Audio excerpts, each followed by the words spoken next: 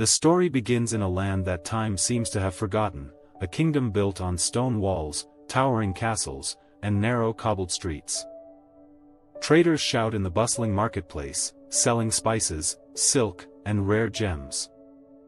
Horse-drawn carriages clatter on uneven stones. Beyond the town walls, rolling fields stretch towards the mountains, where the sun casts golden rays, and life feels peaceful, almost eternal. But behind the grandeur, the kingdom hides a whisper of betrayal and corruption. The rulers sit on velvet thrones, yet their loyalty to truth is tested daily. Ordinary people dream of justice, but fear keeps their voices silent. In the heart of this kingdom lives a young man named Adrian Kell, a blacksmith's son. His broad shoulders carry the weight of his father's forge, and his hands are scarred from fire and steel. Unlike others, Adrian believes in two things above all: honesty and loyalty. His friends often laugh at his stubbornness, saying, "In this world, truth is a luxury, and loyalty is a burden." But Adrian only smiles, replying softly, "If a man cannot be honest and cannot be loyal, then he is not worth remembering." Adrian's life is simple. He wakes at dawn, sharpens blades for soldiers, repairs tools for farmers, and returns home to his mother, who still mourns the loss of his father, a soldier who died years ago defending the very kingdom Adrian serves. His father's memory lives on in a broken sword that hangs on their wall, the blade chipped, the hilt worn, but the honor it represents unbroken. One evening, as twilight painted the skies crimson, Adrian walked home through the marketplace. A commotion caught his eye. A frail old merchant was being accused of theft by a group of guards. The man pleaded innocence, swearing he had paid for the goods, but the guards dragged him through the dirt, preparing to throw him in the dungeons. The crowd remained silent, unwilling to challenge the armored men. But Adrian could not. He stepped forward. "Enough," he said firmly, his voice steady but calm. "The man is no thief. I saw him hand over the coins myself." The guards sneered, mocking him. "And who are you?" "Just a blacksmith's boy." "Do you think your word outweighs ours?" Adrian didn't flinch. "I only speak the truth. If I remain silent, then I am no better than a liar." His boldness stirred murmurs among the townsfolk, though none dared join him. For a moment, it seemed the guards would strike him down. But a voice from the shadows stopped them. "Release the merchant." The crowd parted as a tall figure stepped forward, Captain Darius Valen, commander of the king's guard. His presence was like a blade drawn from its sheath, sharp, commanding, impossible to ignore.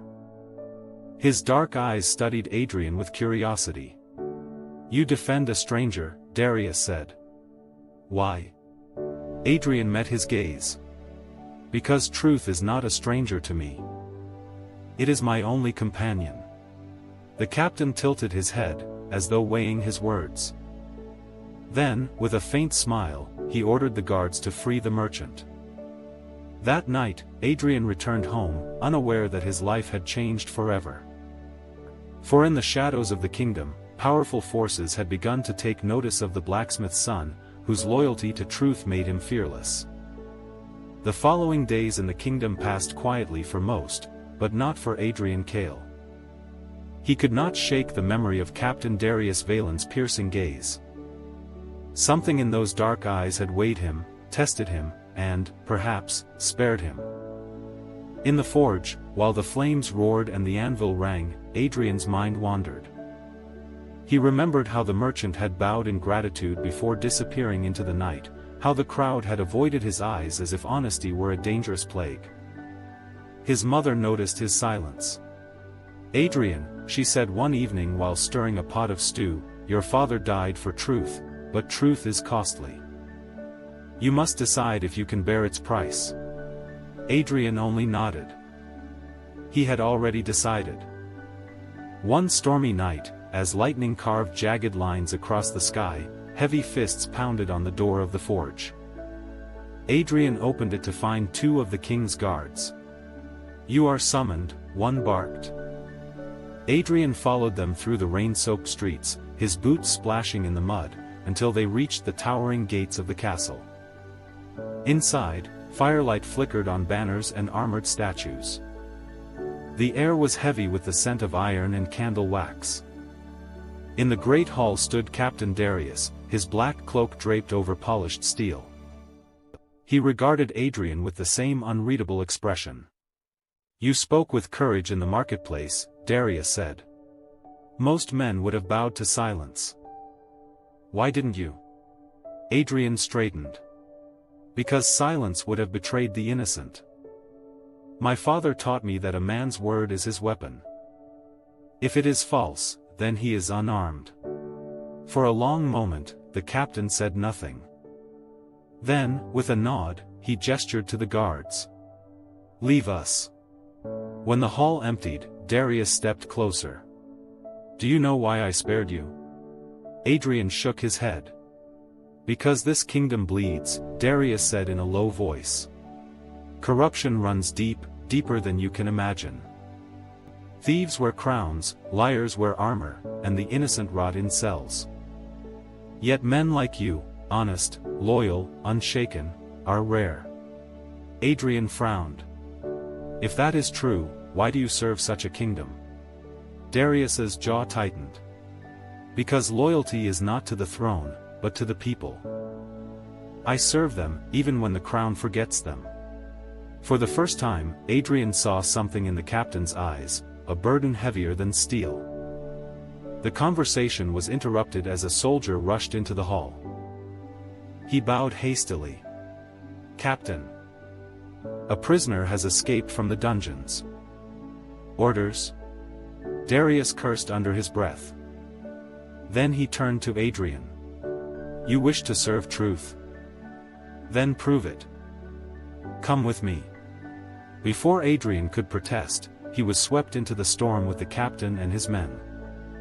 They pursued the fugitive through the winding alleys of the city. Rain hammered rooftops, torches sputtered in the wind, and shadows leapt like specters. Finally, they cornered the escapee near the riverbank. To Adrian's shock, it was the same frail merchant he had defended days ago. His clothes were torn, his wrists still bound in chains, his eyes wild with desperation. The guards moved to strike him down, but Adrian raised his voice. "Wait. He is no criminal. Why is he in chains?" The merchant cried out, "Because I spoke against them. I told the truth about the taxes they steal, about the food they hoard while our children starve. That is my crime." The guards shouted for silence, but Darius raised his hand. His gaze flicked between Adrian and the merchant. "Truth is dangerous," the captain said slowly. "Too dangerous for men who fear it." Adrian stepped forward, placing himself between the guards and the merchant. "Then let them fear. I will not betray him." For a tense moment, it seemed blood would spill. But Darius, with a flick of his hand, ordered the guards to lower their blades. He looked at Adrian with an intensity that cut deeper than any sword. "You have chosen your path, Blacksmith. But once chosen, there is no turning back. Loyalty to truth is a fire that will burn everything you love if you are not strong enough to endure it." Adrian clenched his fists. "Then let it burn. I will not lie. I will not betray." The storm raged above them, thunder rolling like drums of war. And in that moment, Adrian Kell unknowingly bound himself to a destiny that would test every vow he had ever spoken. The storm did not ease that night. The river swelled with dark waters, carrying broken branches and debris like bones of the earth. The merchant trembled in chains, his face pale with fear yet shining with the stubborn glow of truth. Darius dismissed the guards, keeping only Adrian and the prisoner at the riverside. When the last torch vanished into the rain, he spoke in a voice stripped of command, almost weary. "Adrian Kell," he said, "you think honesty is a shield. But in this kingdom, it is a curse. Speak truth, and you will find no safety, no honor, no peace. Only enemies. Adrian's jaw tightened. Then I will have enemies. Better that than to live as a coward who bows to lies. For the first time, Darius's expression shifted. Not quite a smile, but a shadow of respect. He turned to the merchant. And you? Would you die for the words you speak? The merchant lifted his head despite the chains. If silence feeds their greed, then my voice must cost me blood. So be it. A long silence followed, broken only by thunder. Then Darius drew his sword, its steel flashing in the storm light. Adrian's breath caught, but instead of striking, the captain cut through the merchant's shackles. The chains fell to the mud with a dull clang. Adrian stared, stunned. You freed him? Darius's voice was low, urgent. Listen well. Men in this castle would hang him by dawn. He carries knowledge they fear, ledgers, records, proof of what they steal. If he dies, that proof dies with him. Take him. Hide him. Protect him. If your loyalty is to truth, then prove it with your hands, not just your words. Adrian blinked rain from his eyes. Why trust me? Because, Darius said, sheathing his blade, I see in you what I once saw in myself. And I wonder, if you will fall as I did, or rise where I could not. He turned, his cloak sweeping through the mud, and vanished into the night, leaving Adrian alone with the merchant. The blacksmith stood silent, heart pounding with the weight of his choice. His life had been simple, iron, fire, and the hammer's song. But now? Now he held not just a man's fate, but the thread of a kingdom's secret in his hands. The merchant clutched his wrist, trembling. Why help me? You owe me nothing. Adrian met his eyes. Because if I don't, then everything I believe is a lie. And I will not live as a liar. He wrapped the merchant's arm around his shoulders and guided him through the backstreets of the city. The storm shielded them, drowning their footsteps, but danger pressed in from every shadow. At one point, torches flared ahead, patrols searching the alleys. Adrian pulled the merchant into a narrow passage, pressing them against the damp stone wall. His breath came hard, the merchant's heart beat loud in his ears. The guards passed, their laughter harsh, mocking. Another rat escaped tonight. We'll hang him by morning. When the footsteps faded, Adrian whispered, not tonight. They reached the forge just before dawn. Adrian barred the doors, lit no fire, and sat with the merchant in silence as the rain eased outside. The merchant finally spoke, voice hoarse. You are a fool, blacksmith. But a brave fool. Men like you are rare. Perhaps, rare enough to change what others cannot. Adrian said nothing.